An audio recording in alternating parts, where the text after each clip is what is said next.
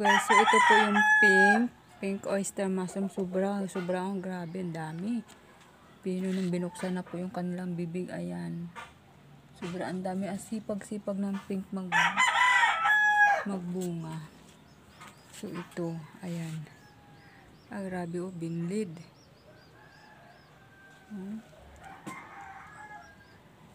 Ito yung pink namin, sobrang grabe. Grabe magbunga. Walang tigil kabubunga yung pink. And then, yun lang.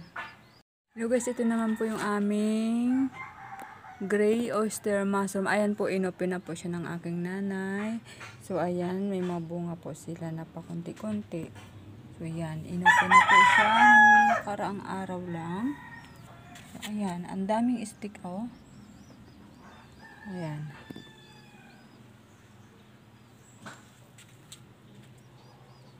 Sana po, lahat po ito ay bubunga na ng sabay-sabay.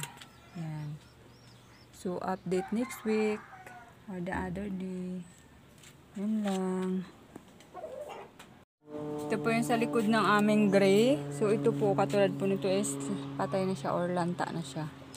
So, kukunin ko na siya. Hindi na siya nakakalaki pagka ganyan. So, ito, parang mukhang alanganin naman kasi parang nanilaw-nilaw na yung kanyang dulo. So, observe na naman. So, ayan. So, yun lang. Ito po yung mga puti namin. White oyster mushroom. Ayan. Ayan. So, naka-open na po lahat kasi pa 4 months na sila. Yun. Ayan. So, ka-harvest ko lang na. So, halos wala na silang. Mamayang hapon na naman ito po ang mga ganito pipitasin. Ayan. So, yan. Po sa likod, naka-open na din yan. Yung mga 5 months namin na protein bagahan po, naka-open na po yan lahat. So, pakunti-kunti na lang po yung kanilang tubo. Ayan. Diba? Halos lahat yan. Yung mga 5 months. Ito ay yan, halos wala na pong bunga dahil na-harvestan ko na po kanina.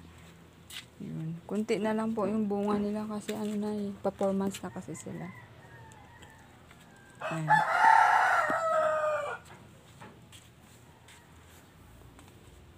Ayan. Ito, susunod na bubuksan ng ganito. Hindi pa siya nabubuksan. Yan lang.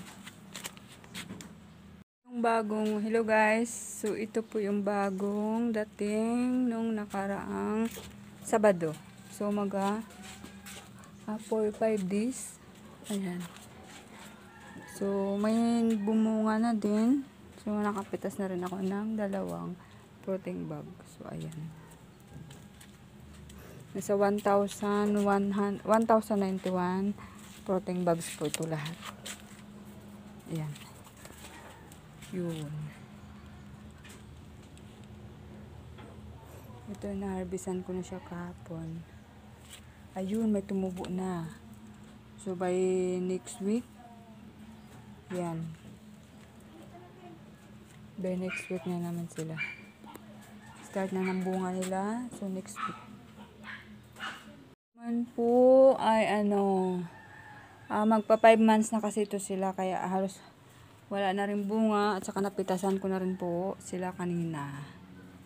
So ayan, ito po yung 5 months old na namin fruiting bag. So kunti na lang yung po yung kanilang bunga. So ayan, hanggang doon lang po tayo yung kanilang yung kumbaga lifespan ng kanilang binhi. Yun, wala na pong binhi yan. So, ayan. So, siguro next month or by next week, basta wala na kami nakitang tumutubo, i-dispose na namin siguro. Ayan.